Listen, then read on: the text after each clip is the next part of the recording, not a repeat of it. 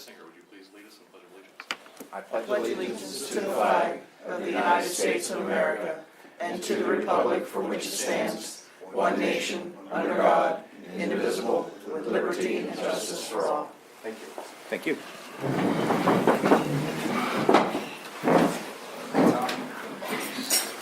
And as always, a reminder for anyone that may have phones or other electronic devices to silence them or place them in vibrate mode, so as to avoid any interference.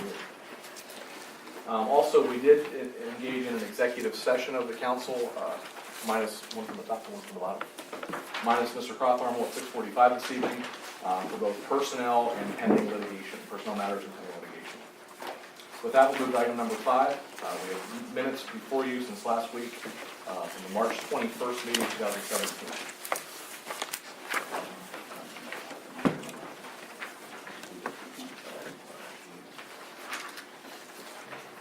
Is there any wish for action on the minutes? Motion to approve the minutes. Second. Motion by Mr. Crofthorne, second by Mr. Adams. Any further discussion? All those in favor give consent by saying aye. Aye. Any opposed? Motion carries. Move on then to public comment, if we can roll call. Did I just skip right over roll call? I'm You sorry. did. Can I jump back to number 3? Mrs. Bauer. Mr. Crothermel. Here. Mr. Epley. Present. Mr. Adams. Here. Mr. Nace. Here. Mr. Williams. Here. Mr. Kirkhoff. Here. Ms. Young. Here. Mayor Capuana. Here. Solicitor Dissinger. I'm here. Engineer Rogowski. Here. Thank you.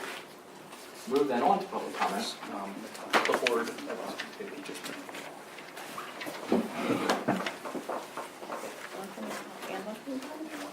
It's too fun.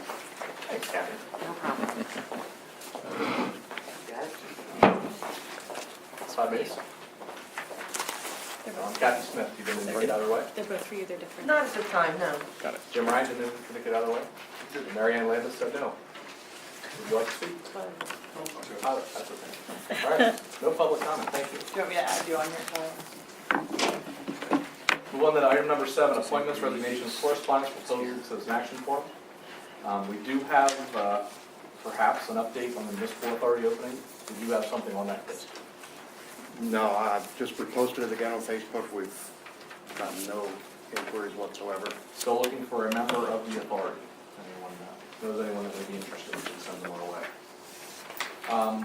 I did forward, I believe, if not, there should be a hard copy in your packet from Keystone West Rail Initiative, dated March 28th, requesting a letter of support and also potentially an individual from our body or the community to serve on the Citizens Advisory Committee in reference to passenger traffic between Harrisburg and New York City with the Pennsylvania Keystone Railroad Service. Is there any wish for action on that?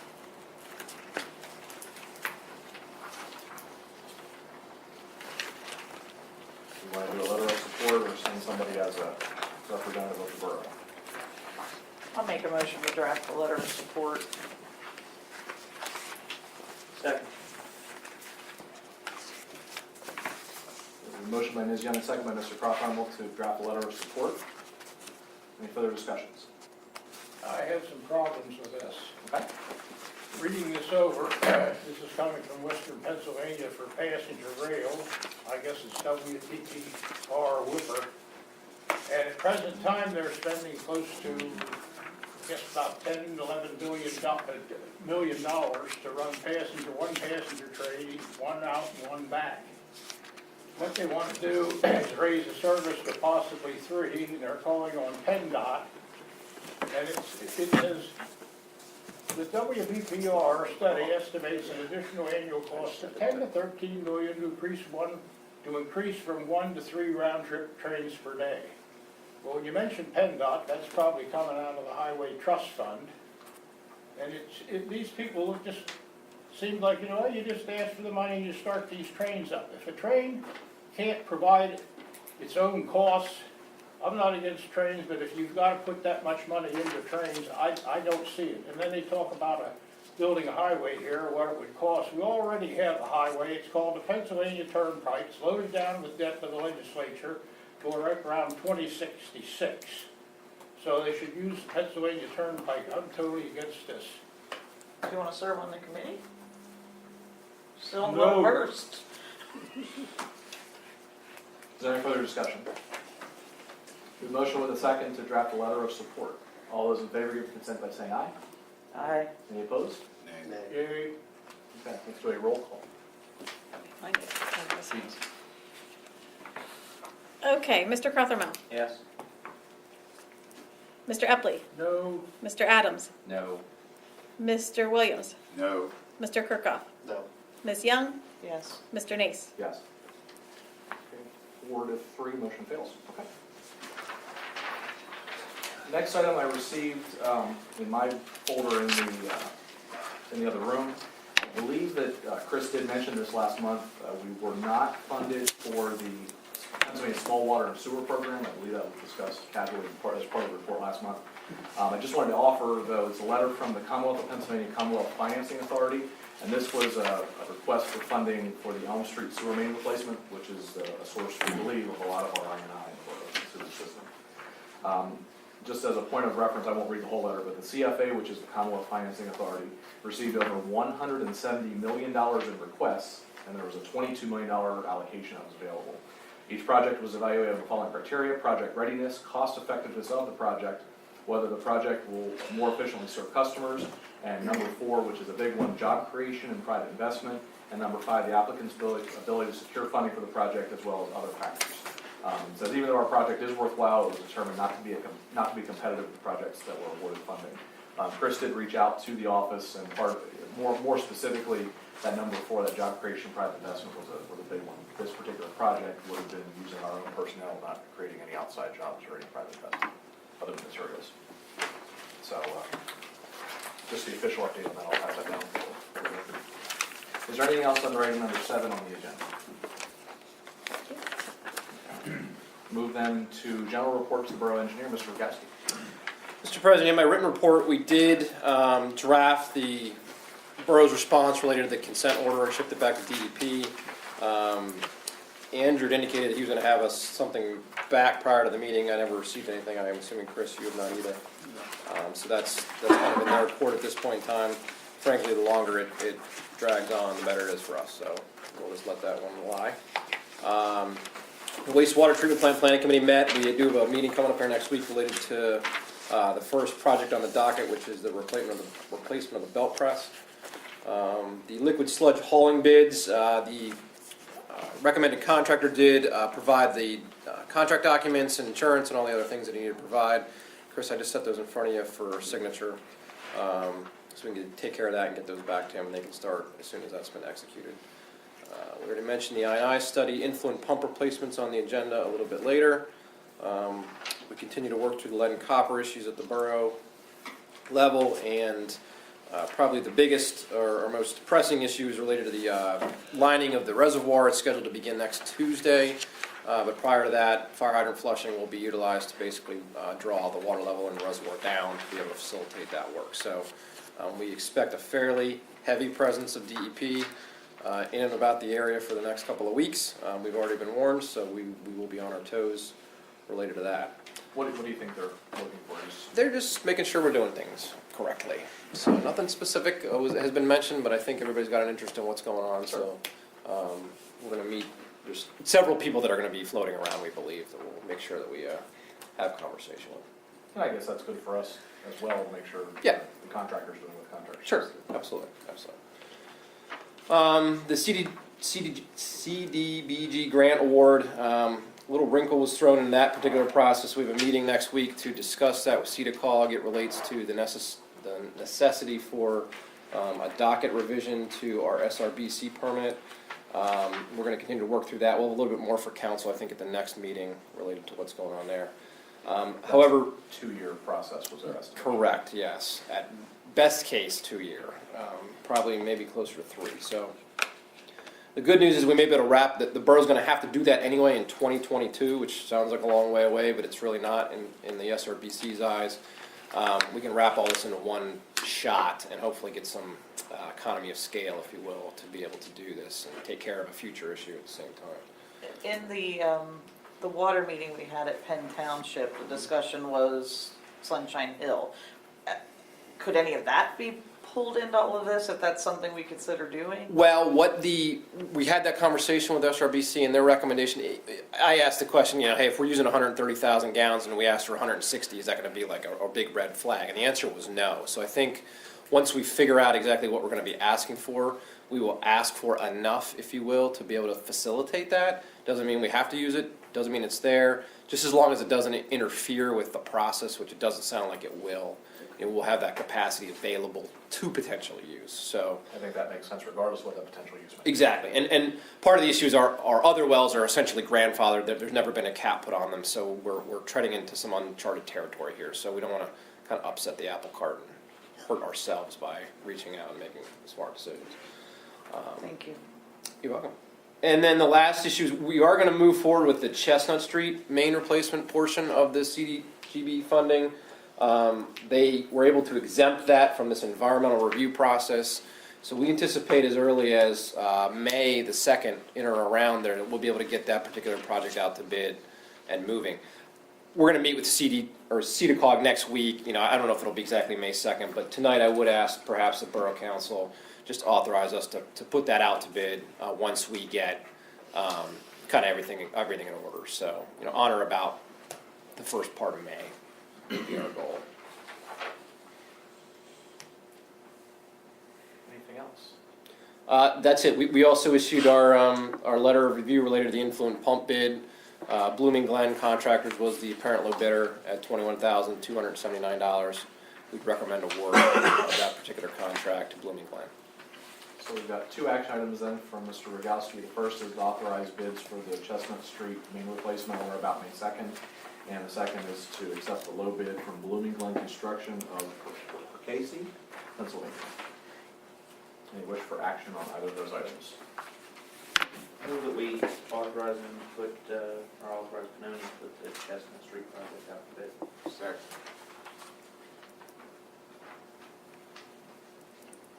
Motion by Mr. Crawford, second by Mr. Williams to authorize Pinoni to issue bid documents for the Chestnut Street main replacement on or about May 2nd.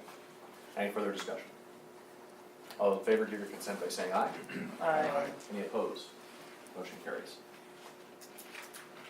And then we have the bids received for contract 2017-03. I'll move to accept for bid. Second. It's a bid meaning a low bid. From Blooming Glen. There's a motion by Mr. Kirkhoff, second by Mr. Crawford to accept the bid on contract 2017-03 in the amount of $21,279 with Blooming Glen Construction, WW, for Casey, Pennsylvania. Any further discussion? All those in favor give your consent by saying aye. Aye. Any opposed? Motion carries. Thank you. Anything else you need from us? Nope. Does anyone have anything for the engineering firm? We'll move on then to the public works operator, Todd Mace. Mr. Mace. You have our report underwater. I would just add under completed items, the annual sanitary survey has been completed, and the valve exercising program is complete. We're all set up to do flushing starting tomorrow as indicated. And then under the wastewater report, we found another manhole leaking at the wastewater treatment plant, I-wise. So you'll see all this on your report, but that's just some additions for you. That is all. Question on the water system. At one time, and maybe it's been going for a while, but at one time there was an unaccounted for water number, a percentage and gallon number. Is that still tracked? And if so, could that be included in the report? Yes, that is tracked. I know that was a pretty important number a few years ago. Yep. With unaccounted for water that was produced and treated, but wasn't sold, wasn't billed. And I know some of that is at the wastewater treatment plant, but that helps us, I think, monitor and inspect for leaks and such as well. Okay. Should be in. Yeah, there should be no more for this question. Oh, okay. Meters been 2 months now. That's okay. Great. Yeah, We're hopefully good fix there. the meter. Awesome. Anything for Pessy? Anything else for us? Do you need action from us? I see there are some borough action needed. Are any of those council or is that all staff level? I believe it's all staff. on both reports? I think so. All right, anything for the operator? Thank you. Move on then to the solicitor, Mr. Dissinger. I have nothing to report. Thank you, Mr. Dissinger. Do you have any, anything with that cheated amount from the former solicitor? The estimated funds, Yes. I do not. I have not been able to establish a claim to the money that they think still exists there from the documents which I have seen and asked to be developed. Now, that's from former solicitor and from former manager. I have not pursued with Chris, just because there's enough going on, but Right, I understand. I will certainly do that. There is a sum of money which they seem to think belongs to the borough, but for the life of me, I can't establish a paper trail to get to it. But I'll take it up with Chris. We'll discuss it. Maybe we can find it in the records in That's been some something, manner. I think it's been a decade now, that's been Yeah. ongoing, well before your time. Yes. So, okay, thank you. Anything for the solicitor? We'll move on, fire protection. We do have a written report. The fire chief named Joanna Slater. I haven't heard from him specifically. I did have a question on, it's the third from last page, pages aren't, the third from last page. It's the audit of accounts from January 1, 2015 to December 31, 2015. I'm guessing that's an error because the other pages are all 2016. They probably used the same document and just did not update the year on that particular page. And then the second part of that is on that very same page, they have a balance as of January 1 and a balance as of December 31. It's only $200, but there's a change, but there's no explanation of why the change. And that's a member's first account. So just want to verify, if he's here, I'll ask him that later, the 2015, if that's just a typo, and then if there's any accounting for the change in the numbers. The other questions I had, I think I answered relative to the Wheatfield and Penn contributions, because on page 1, you'll only see receipts from Duncannon Borough Township. However, later on in the document, you'll see Wheatfield and Penn, both in the money market and in the capital reserve. So I think their contributions aren't operational as much as they are capital reserve, which is my understanding. I just want to make sure. Is there anything else under the fire report? Move then to the mayor, Mr. Capola. No, nothing to report. We do have a codes enforcement report, summary from the month, and awesome month and no grammar errors over the summary. Move on then to the secretary, always the easiest report. I still need some of those. Oh, financial. Ethics Finan- first. yes. Statement of May First. Right. I couldn't They're remember due what May it's called. 1st, I believe. Yeah. Okay. And they're kept here in the office, so if you haven't completed them or don't know what they are, Kathy can get you a copy, but that's the ethics form that stays here. You did it twice. I just made sure. Okay. Thank you, Kathy. Letter F, it says H on the agenda, we'll say F, the borough manager, Mr. Corrigan. Yes, thank you, Mr. President. Aside from my written report, the only thing new to report is that I spent, yesterday all day and then about half of today in Harrisburg in hazard mitigation training at FEMA. Nothing came out of there that would give us any reasons to think that we will have any hopes of getting relief from the floodplain ordinance. However, there may be some funding sources to try to help address for properties to improve their floodworthiness. And we're going to look into that and see if we can find out some programs that can help residents to make their homes more flood-proof so they'd have less damages.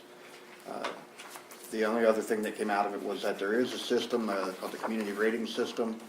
I don't have details on it, but apparently if we compile a certain number of points, we can get moved up in our rating for the community, and the residents then in turn would get discounts on their flood insurance.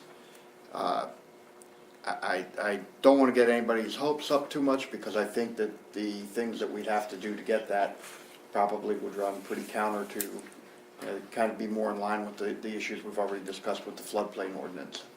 it'd probably be a matter of making standards stricter and tighter, so that may be something that won't work for us, but when I get more information on that, I'll pass that along to revitalization. As far as action items, there's some of the stuff that's in my report is under other places in the, on the agenda, but the two things that I have for you, one is the resolution, we've labeled it Resolution 2017-3, and that is the resolution that is urging Congress to not do away with the CDBG program. As you know, that's been an important source of funding for the borough and for other municipalities. And there is talk in the budget of, in the proposed budget at the federal level of eliminating that. And so the Boroughs Association is asking all boroughs to pass a resolution supporting the position that they maintain the CDBG program.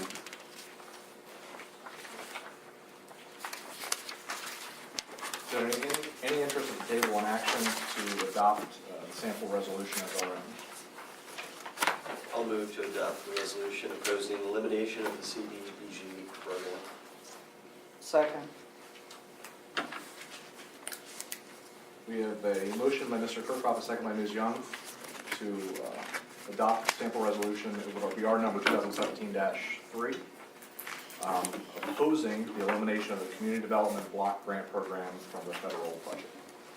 Any further discussion? I have some discussion, Mr. President. Mr. Epley?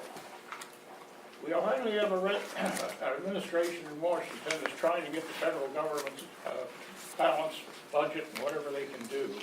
For the last 40 years, any problem that came up locally or in the state didn't want to handle, they went to Washington and said, well, we need money here, whether it was perceived or an actual problem. So this has been going on for 40 years. We're presently paying $233 billion on our debt at the low interest rates we have. And now we have an administration that's trying to get this under control. I don't want to see this administration fail in this. There's going to be a lot of pigs stuck in ox's gourd. And the thing of it is, for the last 40 years, they've been just doing what they can. I appreciated your analogy. Okay. Pigs and oxes are not, he's right. Anybody else have a visual? You go read the U.S. Constitution, the word welfare is in there under one place in one word. It's in the preamble.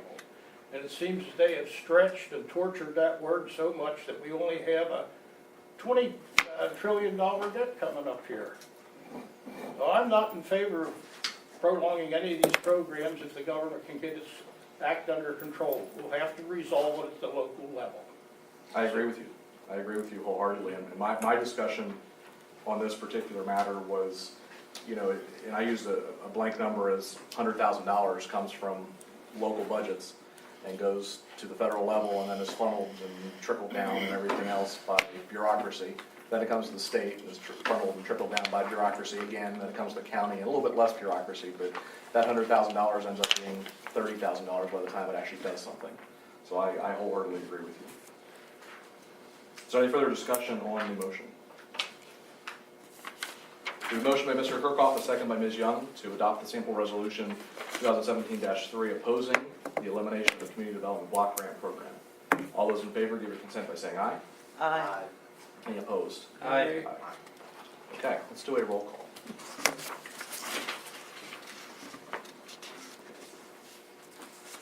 Mr. Crockermouth, No. Mr. Epley, No. Mr. Adams, Now, Mr. Williams, no. Mr. Kirkhoff, Yes. Ms. Young, Yes. Mr. Nace. No. Okay, 5-2. 5-2, motion fails. Mr. Corrigan. All right, and then the other thing I have on there is that with the upcoming PSAB conference, we need to appoint our voting delegate and our alternate. Councilwoman Young and Mayor Capuano are the only two that are going, so it's just a question of who you're designating as the voting delegate and who's the alternate. Do the two of you have any preference? We could thumb wrestle for it. I'll move we appoint Councilwoman Young as the delegate and Mayor Capuano as the alternate for the Pennsylvania State Association of Boroughs Conference. Second. We've got a motion with a second. Motion by me, second by Mr. Croftarmel, to appoint Christie as the delegate and John as the alternate for the Pennsylvania State Association of Boroughs Convention. Any further discussion? Those in favor give consent by saying aye. Aye. Any opposed? Motion carries. Mr. Corker? That's all I have, sir. Okay. Anything for the manager? We'll move then on to the treasurer's report, item number 9 on the agenda. We do a weekly banking review before you. If there's any wish for discussion or action on the banking review.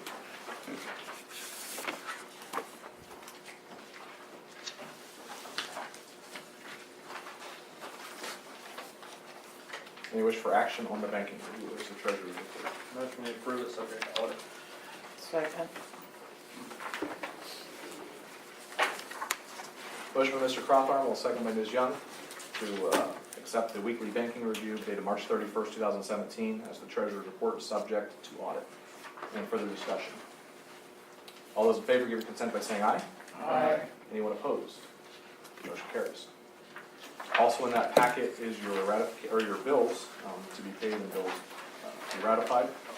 It's under the selective check register. Is there any wish for action or discussion on those documents? Motion to pay and ratify. Second. Ready? Second. Okay. Sorry.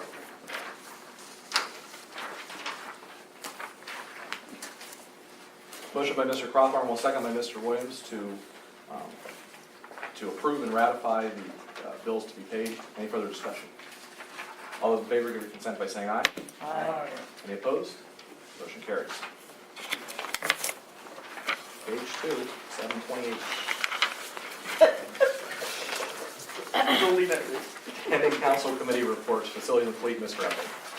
One item here, I'm recommending that we accept the Act 1 survey for the items we have here at present, which is number 1 on the list, the old railroad property from Susan Street to Fritz Avenue. Number 2, survey of Center Street salt shed property. Number 3, establish municipal boundary line crossing along Ann Street, Clark Street. And number 4, establishing a municipal boundary line crossing along Butcher Shop Road near the stream crossing Culver.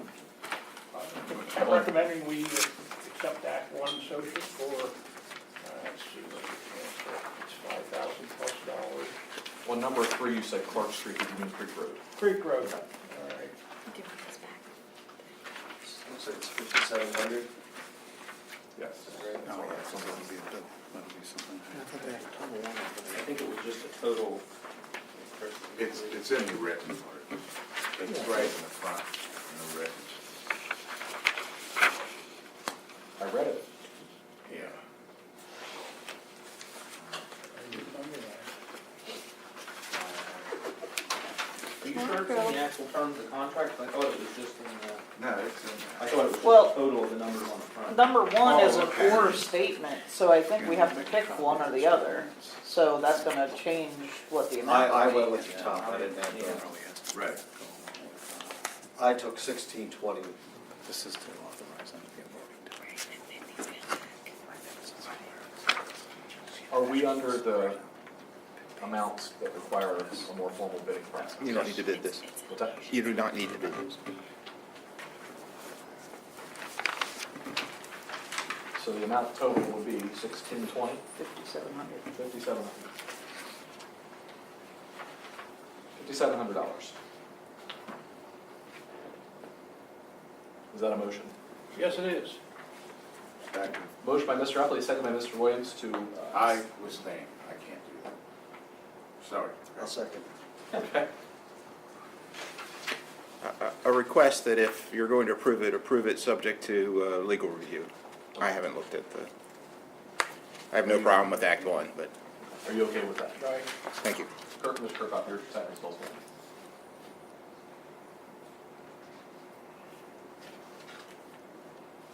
We have a motion by Mr. Epley, a second by Mr. Kirkhoff to proceed with the proposal received in contract from Act One and Associates Consulting Engineers and Surveyors, subject to legal review.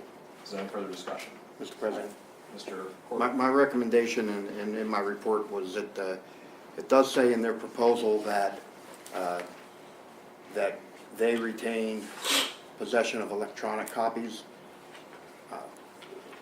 You know, I think that we, in this day and age, should insist that we get an electronic copy of the files, you know, so that we have those maps on, you know, on a CD or something, so that we can view them on a computer and not just be relying on old paper maps and paper documents.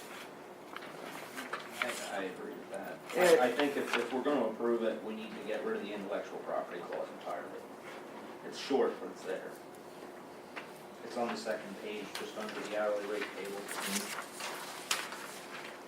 See that, maybe I read that differently, but digital files used in the preparation of any printed documents or intellectual property, I read that as like incomplete portions, stuff they use to create the final document. No, they're saying digital files, but they're gonna print it out. Right. Okay. The digital, you gotta buy it. Maybe we could have the solicitor review that language. Yep. It sounds like, it goes a little bit deeper into it if you go to the third page under reviews of documents.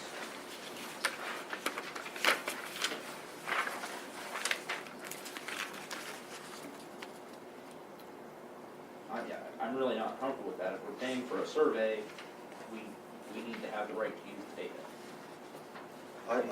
I would think that's protecting them as like, because they'll have other survey work done that they'll use in this, correct? Like, they'll have surveyed other places, they may have to do additional surveying that we're not paying for to determine what we want determined, so they wouldn't be wanting to give us all that information. Yeah, I don't think we have the right to their source documents or, I kind of liken this to, you know, open records, that an arrest report is a public record potentially. Charges filed are a public record, I'll use that, but all the investigator's notes are not. That's kind of how I like it. How you read that? But I agree that we want the digital versions, we want electronic versions. This makes it sound like we don't have the right to use the digital Understand. copies. We need to review that. I mean, it's just like, you don't own my, well, if I do research for you, you don't own my, Right. my Absolutely. research, but you do have the, We have your opinion. you have the opinion, yeah. And it also can't be discovered under the right to know. Do we want to table this, let Bill review it? Do we have a motion? I mean, we have a motion with a second on the floor. I withdraw the motion. Okay. the only issue with putting it off for another month is that until we get that answer, Yeah. we can't make a determination on Butcher Shop Road, and until we make a determination on that, we are, you know, we're right now, Mike and I are working, Mike's putting together preliminary paving and road construction projects, priority list for the summer, and with the idea that it's gonna go to the Streets Committee next month to, you know, pick what we're going to be able to do, and we don't, you know, we won't know what our budget is available in liquid fuels until we know what the status is on Butcher Shop Road, so. Is that the only one that's a pending project? It's also only good for 30 days, otherwise they'll have to redo their paperwork. Why don't you approve it subject to my approval, and I'll make sure that we have access to the, I won't approve it unless we have access to the digital records of the. Doesn't it say right here that the client may upon full payment of services rendered make and retain copies for information and reference in connection with the project? Yeah, the paper, you can make Well, copies it of doesn't the say paper. paper, it just says retain copies for information and reference. It doesn't specify digital versus paper. I think if the solicitor's able to clarify that with them, Yeah. I would be comfortable. Make sure we got it right. following up on that. Because I think they just don't want us to use it for a future project, because then they would be held liable in some way. I think that's the intent of the. Do we want to put a new motion on the floor? I'll motion that we approve this subject to solicitor's review, and I guess that's all. Do you want us to have anything specific to the electronic? Yeah, with the hope, I guess not hope, sounds the right word, that we get a digital copy. And require that we receive digital? Does everyone understand the motion? Yes. We have a motion. Second. If there's a cost associated with that, are we okay with that? It's $2,000. $2,000 for what, a digital copy? I didn't know if we wanted to live in a financial obligation for something that's not included in the quote. There shouldn't be a cost to burn it on a CD. I mean, that's a $5,700 project if they want to charge you extra for a CD. We'll provide them with a blank We'll one. provide the CD. And a self-addressed stamped gem case. Yes. We have a motion by Mr. Kirkhoff, second by Mr. Adams, to approve the Acton and Associates proposal dated March 23rd, subject to the solicitor's review and the requirement of a digital copy. Is everyone clear on the motion?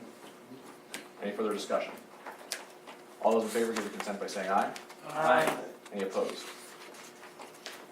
Motion carries. I abstain from that aye or nays. It's a family member, that's why I did not want The record reflects we have one abstention. Anything else on the facilities and fleet, Mr. Epler? Next item, do we need a meeting of the fleet and facilities on this Thursday at 6 p.m.?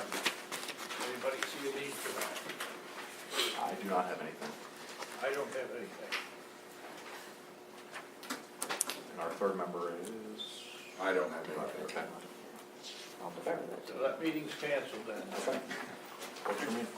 The next item on the list is that we borrowed a small street roller for patching the roads from Penn Township, and the guys have looked it over, and it's usable.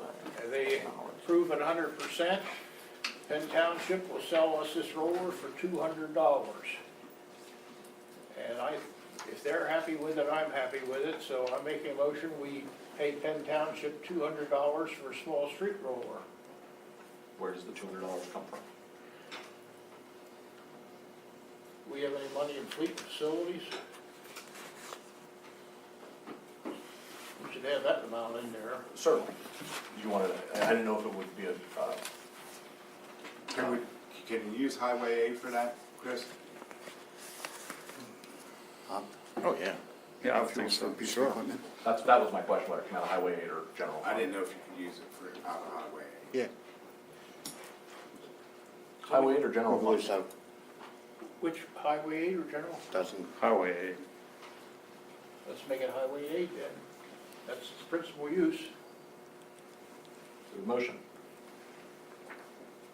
Second, I heard DJ first. that's fine. We motion by Mr. Epley, a second by Mr. Crofthorne to approve a $200 payment to Penn Township for a street roller to be paid from Highway 8. I guess my only question is, something like that, does that typically require council approval, or could that be just, if there's money in the budget to do that? well, I would want council approval. I would also, because first off, we borrowed it. Right. So, and then they offered to sell it. Mhm. So I want it on the record that have a motion and we're gonna pay the $200. Okay. And it's a piece of equipment that we're gonna have to maintain and stuff like that. It makes sense. Okay. Didn't just keep it. We have a motion with a second by Mr. Epley, second by Mr. Crofthorne to purchase the roll of $200 to Penn Township to be paid from Highway 8. Any further discussion? All those in favor give their consent by saying aye. Aye. Any opposed? Motion carries. I have nothing else. Does anyone at the table have anything for Mr. Epley? Okay, we'll move on to Finance Administration and Communication, Ms. Young. First audit update. The audit update, tonight you signed the management letter as the finance chair. I believe that will wrap up the 2014 audit. As soon as we get that back to them, I think that was the only outstanding thing that they were waiting for. And that was slowed down because the original version they gave us, you know, as you know, there were reports filed in 2014 with DCED, and so we'll have to advise them now of this new audit. The original version that Morris sent us said we have advised them, so we asked them to change it to we will be advising them because we had not advised them already. And so we had to wait for them to send that back to us with the edit because they were sending it to us as a PDF instead of a Word document, so I couldn't make the change myself. So that should wrap that up, and then, Bob, I don't know if you have any updates on, they should be ready to start 15 We're just waiting on the adjusting journal entries from that audit. Then we'll get those entries, post those entries, run what's called the general ledger trial balance, and then the auditors will be ready to come in to begin 2015. We Do you should, think we've been we're on waiting track on for those. the May 15th? I, It seems awfully close now. yeah, it's less than a month away. I would be surprised if they could get it done with draft financials in a month, but it shouldn't be that complex an audit. I believe that was our requirement last month. Yeah, May 15th was the requirement. 15th.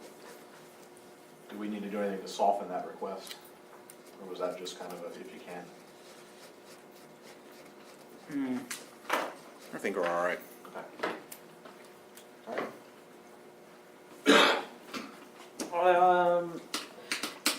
The committee, the finance committee would like to make a recommendation to eliminate cash payments at the billing window.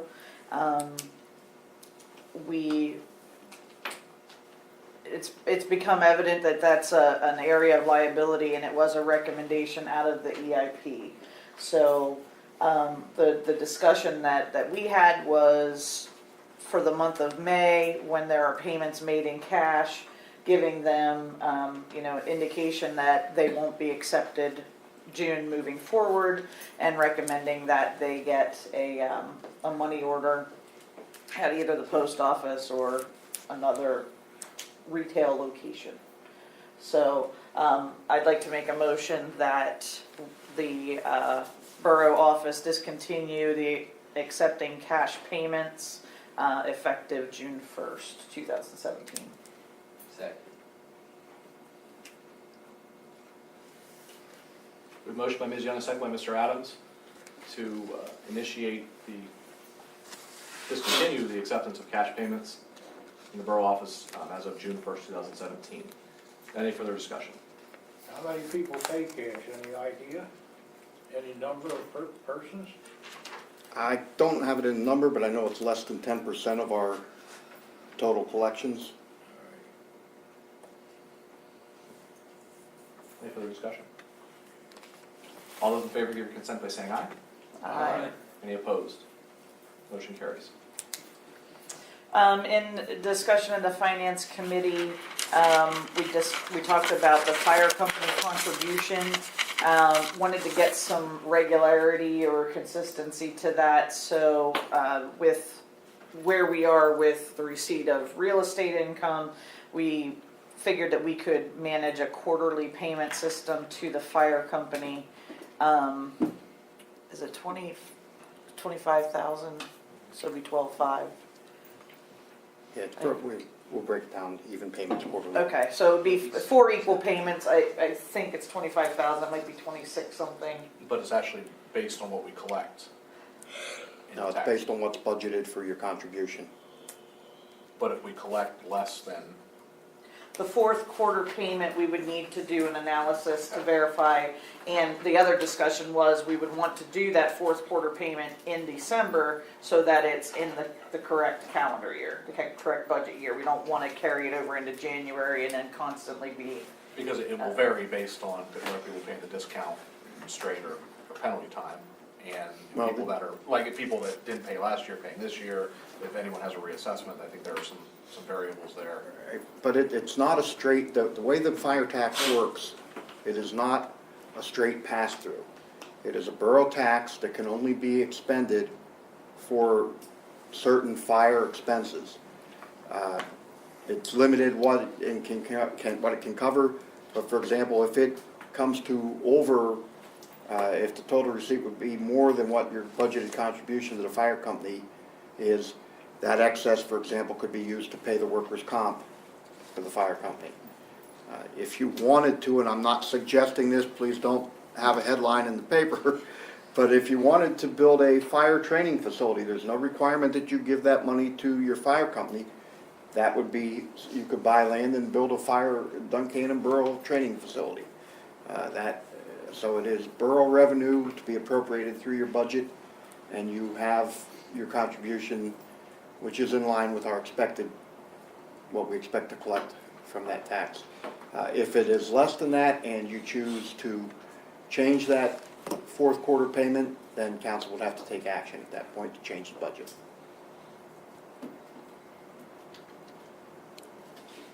Okay.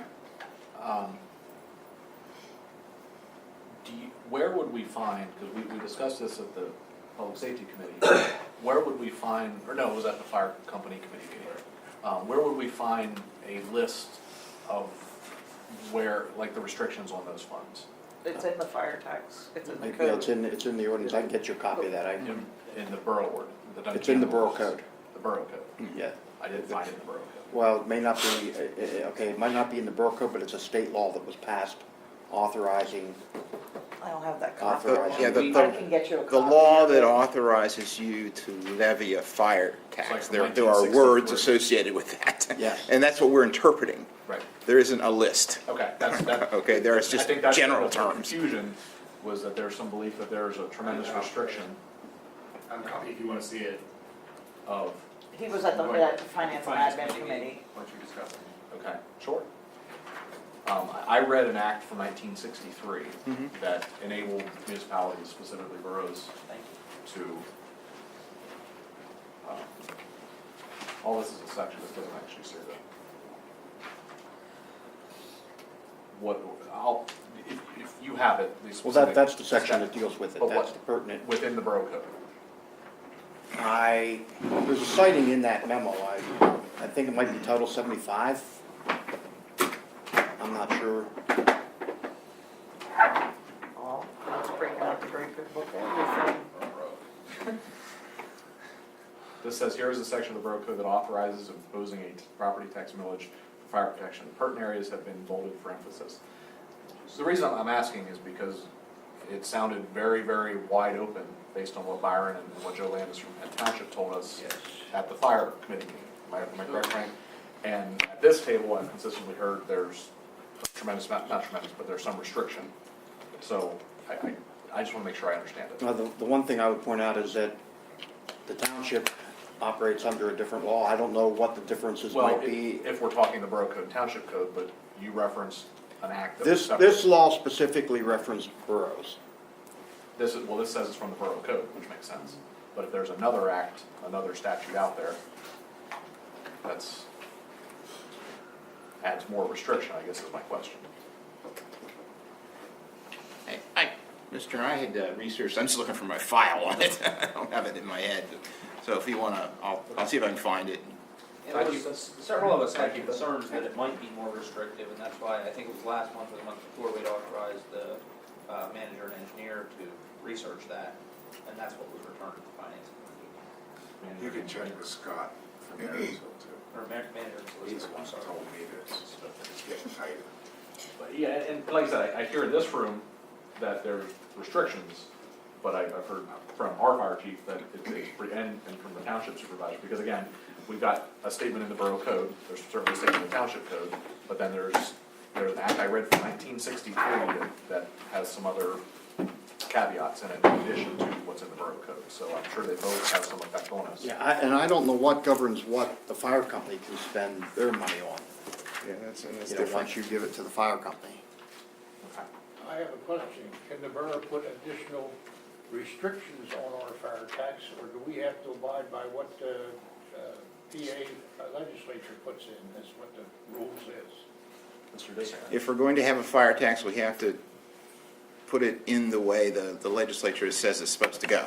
Now, you don't have to have a fire tax, and a lot of the municipalities will put a tax on to pay for their donation to the fire, but they don't do it as a fire tax, they just do it as a general levy, and that gives them a lot more flexibility. But you've chosen, and I think appropriately so in this case, to go with a fire tax.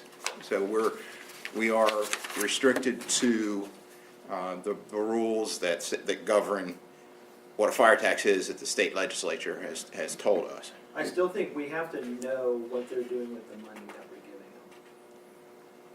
So I'm not opposed to giving them the money, the 4 quarterly payments, but we then have to know where that money is going because it's not a donation.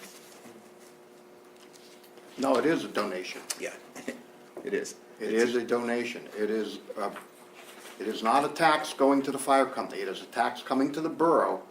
The borough then is donating that, just like you used to do with just a general property tax millage that, you know, your revenue came just from the general property tax. The difference here is that this tax cannot be spent on anything other than the fire-related items that are in the law.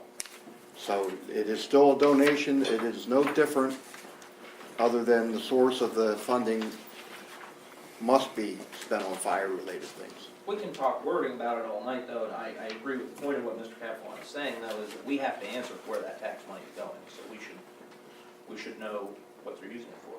Well, and they provided us audited financial statements, so. Well, what I said to Byron in the fire committee meeting, which was earlier this month, last month, whatever it was, Frank and I both attended. March 28th. March 28th. Was that, you know, in essence, we formally provided a, what was it, $23,000 annual contribution that basically was for day-to-day operations, paying the utilities back to the borough, paying for fuel, paying for whatever. There was no specific designation that we did with that money.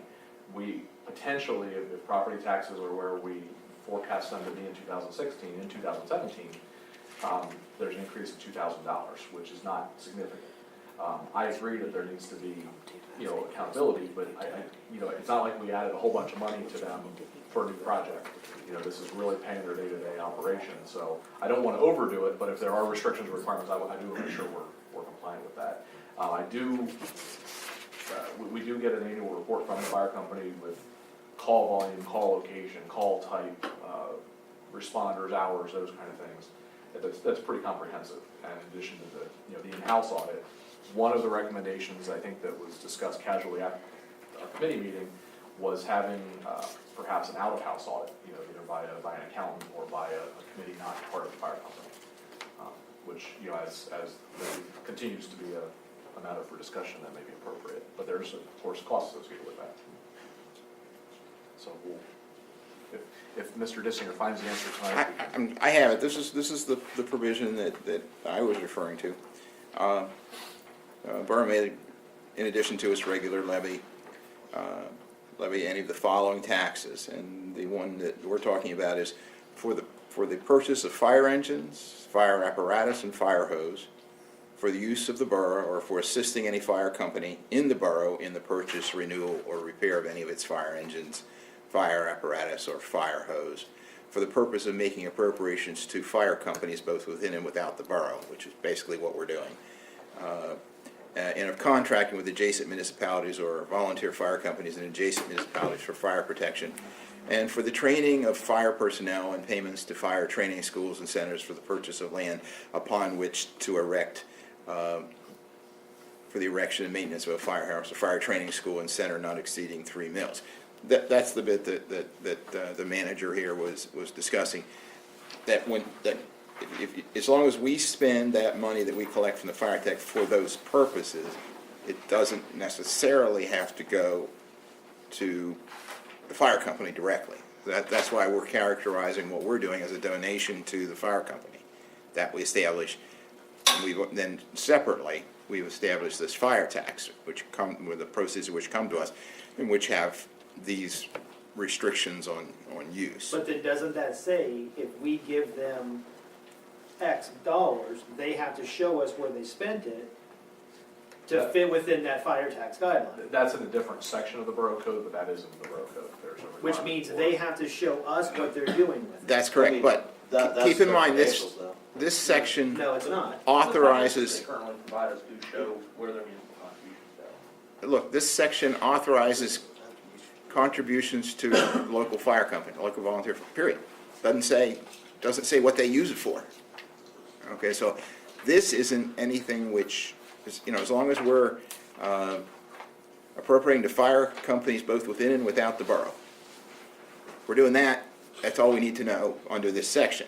Now, there are other sections where we can require the fire companies to show us what they're doing. And that's always been a source of friction, traditionally, between fire companies and local municipalities. But And, you know, part of that is, you know, they don't want us running their company. Okay, we don't want to run there, but we have a right to know what's going on there. At this public point, with knowledge. the money that's coming from local governments to the fire companies, they're quasi-governmental at least, so. There was another, like I said, I don't want to belabor the process, but there was another statute that I read Yeah, from 1963 that was not within the borough code. okay. That had some reference to fire tax and the use of fire tax. I don't know if it was restrictions, I don't know, I can't remember exactly what all it said, but it was not within the borough code. We'll track it down. What's that? We'll track it down. Just, I think that would clarify, and I think a lot of the discussion here is that this process has changed. You know, we would have a fire tax, we have a general fund contribution, so I think we just wanna make sure we're doing it properly.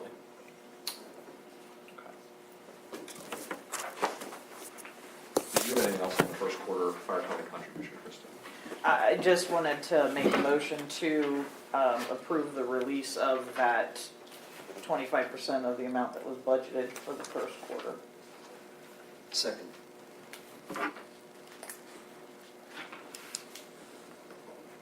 That's 6250.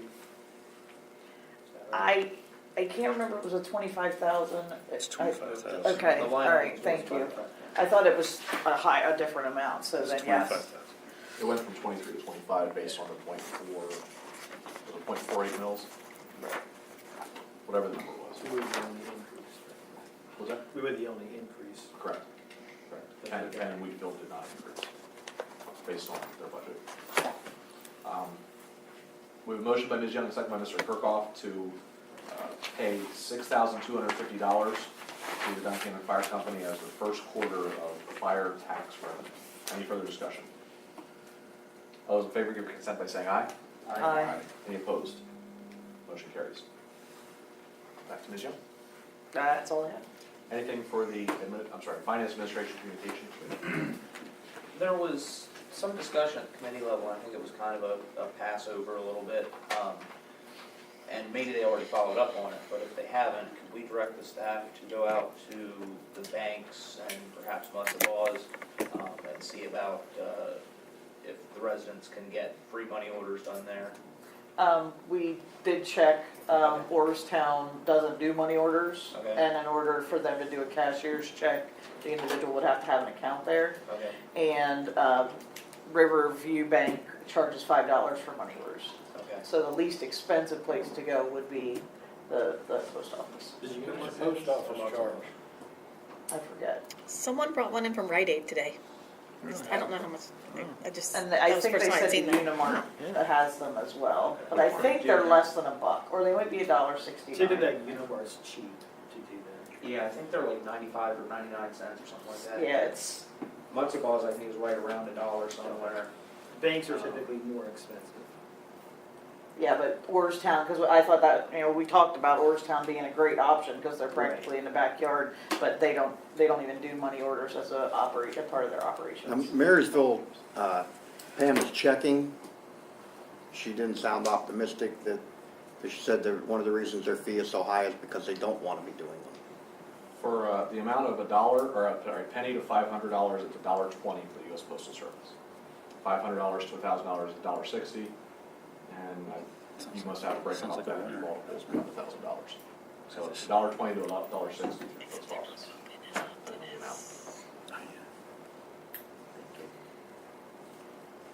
Anything else? Move on to Parks and Recreation, Mr. Williams. April 29th is Sled Fest, and everything's set to go there. Chris, on the 28th, that Friday evening before, is this back room available for a last-minute meeting for the Sled Fest? I that believe evening? so. Okay. I'm not aware of anything. Kathy, are you? No. And then June 4th is the Rec Board's car show, and everything's a go there. Took care of with the winery, and she is going to deliver us the letter that we need for insurance purposes with us named on her insurance The liability. Appalachian Trail. That's for the Appalachian Okay. Trail. You jumped dates. Oh, I'm sorry. And that's it as of right now. Anything for Is Parks there and anything else, Chris, that you can recall from the meeting Ferguson. There's talk about a summer program, but we're not certain how that's gonna work yet. Lindsay is not available. Okay. What's the date of the TFS? June 21st, I think. I did receive an inquiry today from. Sorry, 17th. State parole, wants to do a table at National Night Out, I referred them to you. I got their phone call to ask them to send me an email. They were quick, I'll give you your email number, very good. June 17th is Operation Trail. Saturday the 17th. Anything else for Parks and Recreation? Move on to personnel, legal, and IT. I'd like to move that we terminate the billing clerk effective March 29th. I believe was the date. I'll second. What was her, Sarah Kinney. Kinney?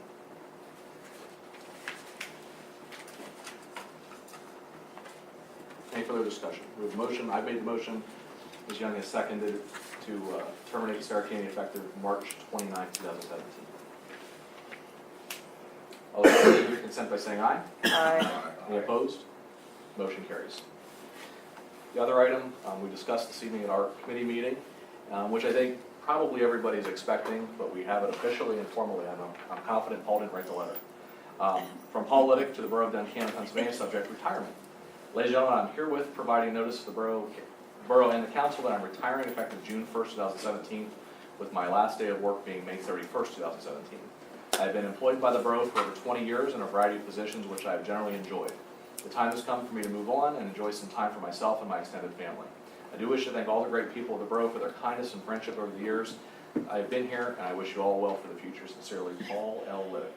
So I think this has been discussed for a while. I think Paul's been preparing and planning for retirement for some time. We have his official request for retirement. We do have budgeted with the anticipation that we're going to receive this.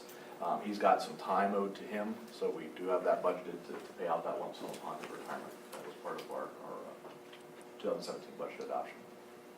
I don't believe we need any kind of action to accept his retirement. He's retiring, yeah. Not resigning. Whether we accept it. Let me pass this to Chris for his file. I won't hold on to that here. Paul has been with the borough for a long time. I maybe give some thought, since we have almost 2 months, a month and a half anyway. If we, as council, as his employers, want to do anything to thank him, either in kind or otherwise, for his service to the borough. That is all I have then on the personal legal items. I lied, that's all I We should have. pay him his money for his days on a big check. He goes off on his door at like 6:30 in the morning. I was thinking we'd give him lottery tickets with half the winnings. No, come we back to won't. the- No more tickets for him. With half the winnings come back to the borough. That's a He sure won't thing. agree to that. I do have one other item. I just forgot it. The hiring process. Yes, I'd like, also discussed this evening, I'd like to move to authorize the manager, we're working on replacing the billing clerk with another part-time employee. I'd like to authorize the manager to review the applications received, narrow those down, and then have a special meeting of the personnel committee to conduct any final interviews in advance of making a recommendation to the council for official hiring. In conjunction with that, we would like to then hire that person temporarily until the borough council in full is able to ratify or officially make that appointment. Second.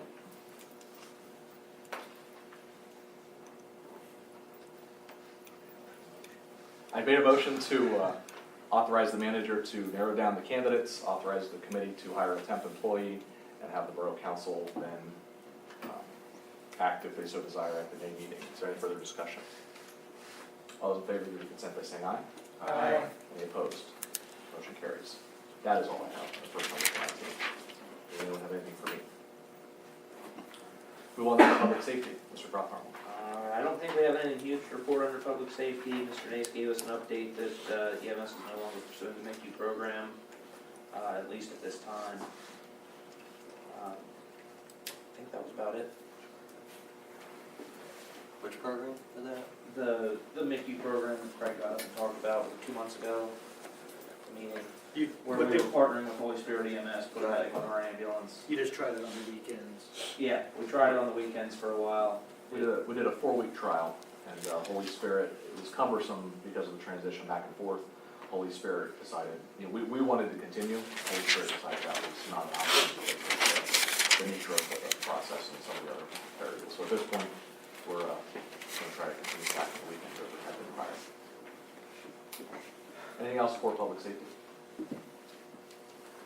Move on then to letter F, utilities, streets, infrastructure, Mr. Kirkhoff.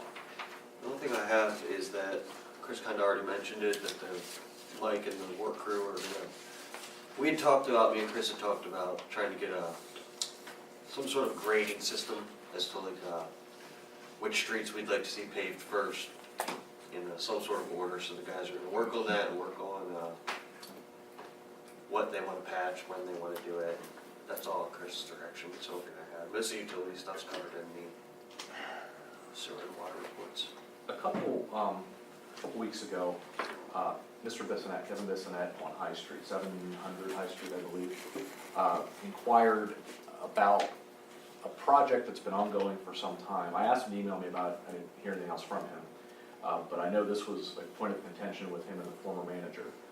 There's apparently a storm sewer line somewhere in the 700 block that runs down as a Margaretta Street, one of the lady named streets off of High.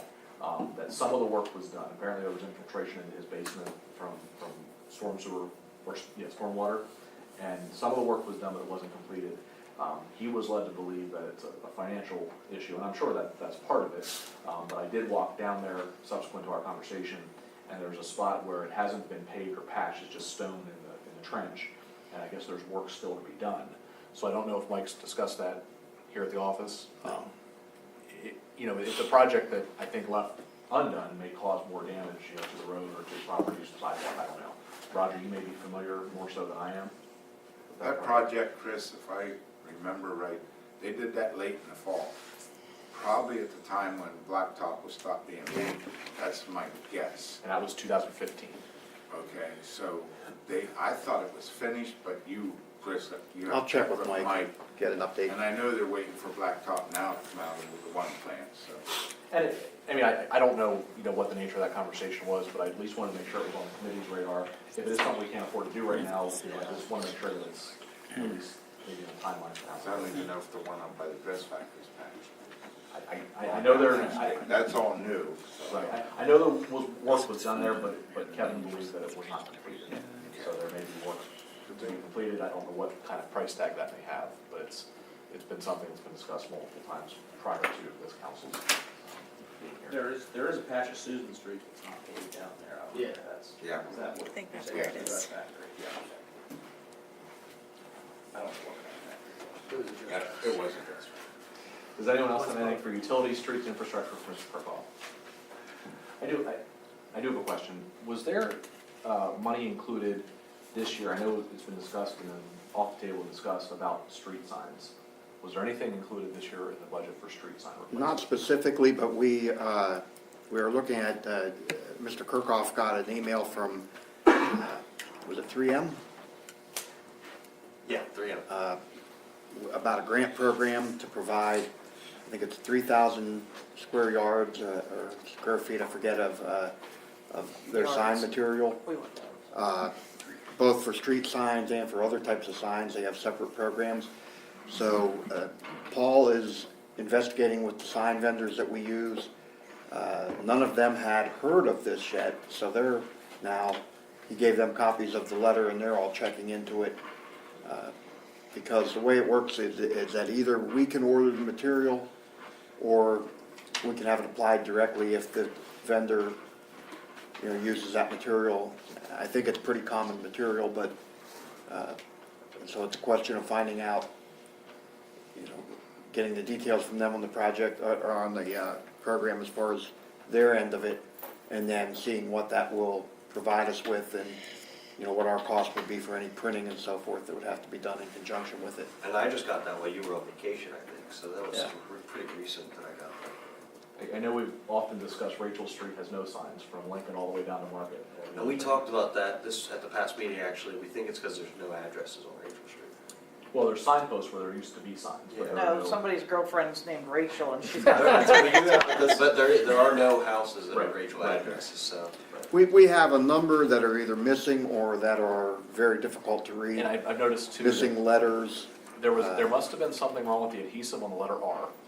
Because there are a lot of signs in the borough that are missing the letter R. Yeah, I think the one down here in Rachel. Hickory. The one on Hickory I just noticed, because I just happened as I was leaving the other day, there were two hikers going up Market Street with guitars on their backpacks, and I stopped to take a picture of them. And then when I looked at it in the sign, I could see there was a missing letter, and I think it was the R. And I've noticed some of the signs, the posts themselves are in pretty rough shape, they're leaning, they're contorted, you know, they've been damaged, whether it's from plowing or, you know, kids hanging on or whatever, but I think that's gradually getting to be more of an issue, so if that can be started to address, if the 3M program would be great if we can do that. Anything else for utility, streets, and infrastructure? Move on to revitalization development, Mr. Adams. Okay, first item there, the borough township map, just to kind of let you guys know what's going on there. The idea is to have a borough/Penn Township map, border around it, people buy ad space, that funds, you know, kind of the cost and everything eventually, you know, once everyone buys it. It's not, it hasn't progressed too far yet because I'm still trying, a little bit I've explored it with some of the local businesses, no one was really interested in buying ad space. So I think in the next committee meeting, we're gonna re-explore how successful it will be. The property maintenance code progression has been tabled because upon further review, it was kind of brought to the attention of the committee that a high percentage of properties in the borough would be in violation of the code. So before we would try and revise it or pursue it further, we'd like to look into if there's any way that we can get grants, funding, anything to help people along with any violations. We don't just want to dump them with a violation and then fine them, and then maybe if we can provide an avenue for them to get assistance to correct the deficiencies. So for right now, that's kind of tabled until we figure that out. And at the last Borough Council meeting, Craig, you had asked me to look into the floodplain management ordinance, which I brought up some stuff tonight at our legal personnel and IT meeting. I'm still I did reach out to Newport, because they just came to mind first, they're next to a river too. And I haven't heard anything back from them really. Just basically told that they could provide me a copy of theirs, but it's pretty much, I mean, after you clarifying a lot of stuff tonight, I can see that it's kind of like a standardized, you know, across the board thing. I think I'll find that at any other borough meetings. I did hand off to Chris tonight, Newport, and I think they were selected. I don't know all the details, but Luke Roman, who's one of the other reporters for the Perry County Papers, in discussing floodplain matters out of Wheatfield Township, said Newport Borough was selected, I think, as like a pilot program of some sort. I gave Chris the agenda or the meeting notes to do some, I believe it's federal funding of some sort to help mitigate some flood issues or help with floodplain compliance. So I don't know the details of it. It's a study. Is it a study? Okay. Yeah. Are you- can you speak? Riverine Communities, something or other, but they were selected as, Okay. because, and the aim is to see about trying to fund. But as far as I know, there's no funding And associated that's with through this yet. CEDACOG? So I'm trying to remember, something like that. I think that's what Luke said. I think it's on that paper as well. Okay. It sounded like something that would be very well suited for Duncannon. Yeah, it's a pilot thing, and, you know, they were kind of selected as being kind of representative, if you will, and they probably are. They're very, you know, they're situate very similarly to you. So that may be something just to keep on. There's a little program up there, so they wanna Yeah. make it purdy. Yep. Anything else? I don't believe so. Does anyone have anything for Mr. Adams? Just not order to dismiss the current litigation. I'll make a motion that we dismiss any pending cases and the enforcement process under our windows and doors ordinance. Second.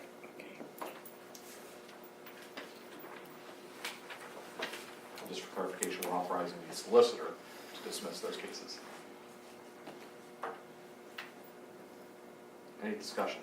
We can also add that we're gonna temporarily stop enforcement of the ordinance. We'll do that internally. Okay. Any further discussion? The motion is to discontinue, or just have the, authorize the solicitor to dismiss any pending cases being enforced for our windows and doors ordinance. I made the motion, DJ has seconded it. Any further discussion? All those in favor, give your consent by saying aye. Aye. Any opposed? Motion carries. Anything else for revitalization development? Negative. Move on to unfinished business. Any unfinished business from the table? Any new business from the table? We'll go back to public comment. We've had some time to absorb us. We've got anything to share. You, sir. You can stand and state your name and address, please. Yeah, my name is Don Kaufman. I have a question for you and whoever's in charge of the parks. Found a whole pack of hypodermic needles. You know what I'm saying? Which park? Park up to here, my son and I up there, I don't know, a lot of young Marines died for that flag, you know what I mean? Flag's all torn up. I think it needs to be replaced. When you say the Yes. park, up, you mean some. Yeah, my boys up there, I looked at there and I thought, my God, this is disgusting, you know? I'd Yeah, love we to- have a new flag, and I talked to Mike about it. Hopefully, if it don't rain too hard tomorrow, it'll be up on Thursday.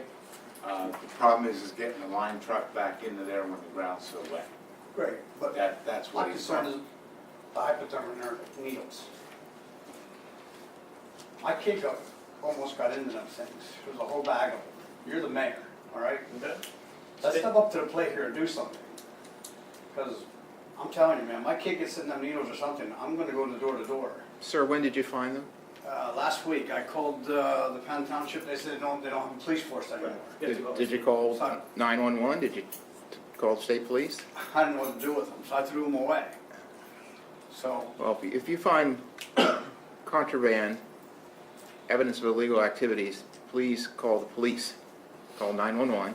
They'll direct you to the right place. Right now, we're being covered by Pennsylvania State Police. They will respond. right.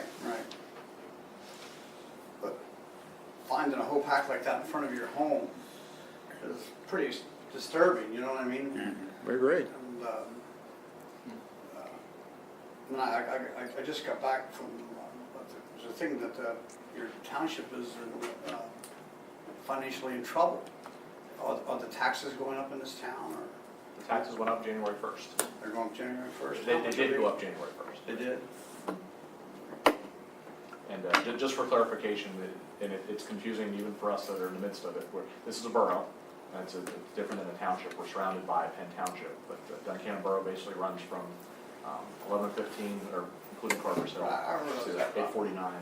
I'm not worried about taxes, I know it takes money to run things, but you got a drug epidemic in this town, man. You gotta do something here. I'm telling you, someone's gotta step up to the plate. I mean, Well, the good news is there's actually council spots open for next year. Feel free to run.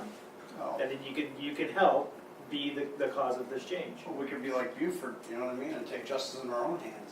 No, I don't think we have to go that far, but I think we do gotta need do people. something here. I mean, You have a lot of passion, which is fantastic. there's hypodermic needles, you know what that is? If you give me your name, I'll be glad to write your name in on May 16th. And you can join this table next year, and you can put your passion to work, because this group of people is working very hard to solve that I problem. believe that. I'm just saying, I walked out there, my little boy said, "What's that, Daddy?" I'm like, "Oh my gosh." Right, and guess what, when we had a police force, the same thing was there. It's a problem that it's affecting many communities, not just Duncannon Borough. I believe that, I understand that. But it takes people like you to be involved and Right. want to actually make the change.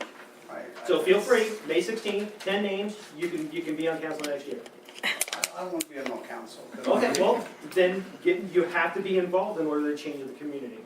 I just, me personally, I have to take matters in my own hands. I Have don't- you ever seen anybody up there while you were there, like like I said, I'm on the road, you know what I mean, so. So this was just like a one, no, I'm not saying it's a one-time thing, I know it's more than that, but this just happened recently, I guess? Yeah, I mean, I was trimming something and my boy said, "What is that, Dad?" And it was a whole pack of syringes. And, Unfortunately, you're not the first to find syringes in the parking deck. Yeah, Sure. that's why I was asking if you were one of those other, people that already. I understand reported that. it or not. But we do have a young lady who hasn't been here for a while, but I don't know if you do any social media.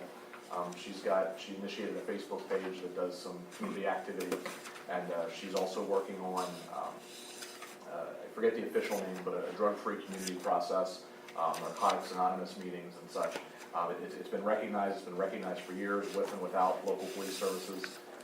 By no means are we ignoring the issue or trying to, I'm not saying that, I'm just But saying. I'm giving you some background. I sit down. Certainly. But we certainly recognize that it's a situation, it's a bad situation. It's a very bad And, situation. several of us at the table do or have worked on ambulances as well, and regularly see such things in this community and the surrounding communities. This has been talked about at this table at least, I've been on council a year, and it's been talked at least 5 different times, we've talked about it. And the problem that comes down to everywhere is that there's no proven way to stop the heroin epidemic in this country, anywhere, it just doesn't, there's no way. There has to be someone bringing it in, I mean, there has to be, it's covered in some way, I mean, isn't there? That may be true, but finding a way to stop that has not worked anywhere, and that's why it's such a nationwide problem.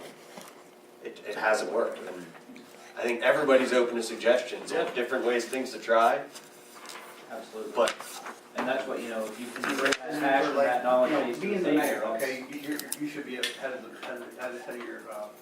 your platoon, right? I mean, head of the police. Well, there's no police. Well, I'm just saying. It's the state police. Okay, so the mayor, you should be driving around looking for maybe houses that people are going in and out all the time. Okay, the mayor is not a policeman, All right, well, okay? maybe That- take the this mayor is time not- being paid Mr. Kaufman, I did want to mention one thing. When I said about calling the police when you find such things, and that's to report it, and perhaps they can investigate, but also, no, please. But also, that's not a proper way to dispose of needles in the trash. Okay, so the I police dispose can, of the them police, very well. well, I just that didn't puts throw other them in the people trash. at risk. Right, I dispose of them very well. I didn't. Well, nevertheless, you should contact the police, who will then be able to properly take care of them and also have these things reported, because these will be part of the crime statistics, which are useful for, getting funding for such things, so. I don't want to belabor, but the only other comment that I'll make that I've made at this table, and I was the mayor for 9 and a half years, so I know where he's sitting. And, I believe one of the fixes, and it's not 100% fix, but one of the fixes is having the good guys in the park. Leaving the parks unattended, leaving the parks, I'll say abandoned, but not having the good guys in the park, I think, allows the bad guys to do what they want to do and have no. Well, yeah, you gotta, I mean. So you gotta- having sometimes the you Boy gotta Scout have troop, recon the somewhere. car show, the baseball teams, having the good guys in the park, the community, whether they're walking the dog or taking the kids up or playing, just driving through is a big deterrent for those people, because they want to go somewhere and do that stuff where they're not going to be caught. Unfortunately, our parks are underutilized. So I think, Sure. stay vigilant, please, by no means would anyone at this table tell you to take any matters into your own hands. But, just presence of the good guys is what we need. Sure, I just think, I don't know, I seen that, it was just, it kind of upset me a little bit, because of, You're not alone. Speaking of that, Chris, can you get a memo out to Tommy Hammaker? Advised him, because the scouts will be starting up there They should in be May. there. Okay. And just to make sure that their kids don't go, that they're looking for things like that because they clean our parks once a week for us. Yeah, the Boy Scouts used to meet April to October, apparently they start in May now. Yeah. that boy pricks himself for that. Right, I mean, absolutely. HIV can stay, well, it dies in, I think, 3 hours out of the body, but hepatitis C can stay there for 3 days out of the body. They shouldn't touch them, and neither should you.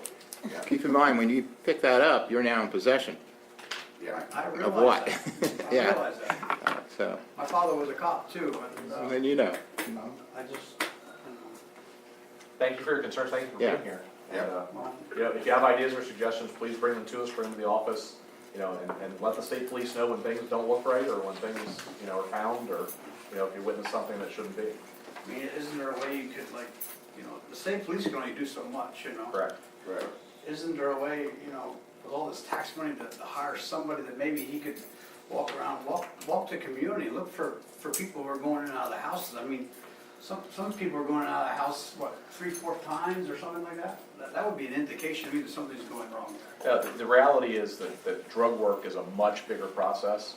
Right. And requires probable cause and a lot of surveillance, and a lot of time that, you know, we don't have the funds at this moment to hire that person I that understand. specializes. And the state police, there is a county drug task force, the DA is very aware of the issue. You know, the Pennsylvania State Police have officers that specialize in narcotics. You know, I've met some troopers who I knew in a former life as troopers who are now, you know, drug guys, and I wouldn't even recognize them, you know, so they very much focus and specialize, and have people that focus and specialize, but I think as Mr. Kirkhoff said, it's such a widespread issue that their resources are taxed throughout the Commonwealth. So, thank you again. Please don't think I come off you, I just, Well, I can defend myself. Is there public comment? I'm Kathy. concerned with the stance on no cash payments. And it sounds like you guys have talked about it, and I understand some of the reasoning behind it. But you've got older people that love to pay in cash, and they're probably your 10% that are paying. And then the other issue is the people that bounce checks on past due accounts and such. I know prior that there was requirements that they pay in cash because of the bouncing of the checks and all the costs that occurred with that. So I don't think you should totally ban it. I think you should have your preferred method of checks. But I don't want you to ban total cash acceptance because you might be burning yourself too. Money orders are available, they have to pay a little bit to get them, But but that's also at the additional cost, which is what concerns me with the, their cost, it doesn't cover our liability. There's also an So- additional cost when they pay with a credit card. They pay a service fee to pay with a but they credit were card. supposed to pay those fees. Or was that stopped? No, No, they it pay, says we they say pay that fee, they that's pay what I'm that saying. fee. But that's for people that want to pay like that. And But so for have people that been wanna paying pay for cash, For years in this town, and there's a lot of people, especially And- the older folks. And I think we can suspect that it's probably been a problem for years. We don't know numbers, we can't say, you know, I what's don't, happened. I'm not aware of any thefts that I know of. Let me put it to you that way. And how long were you here? 4 years? Borough's been around a lot longer than that, so I Correct. think there's certainly opportunity, and I think the less opportunity we have, the more we can save in insurance. And I'm not And- saying it's not a bad idea. I can understand the preferred method of check and money order. But don't shut off the cash totally because you may end up needing that cash at a time when you may want it. The motion already passed, so. It's something that you can revisit possibly. That's my concern, that's all. Thank you. Any other public comment? Motion to adjourn. Second.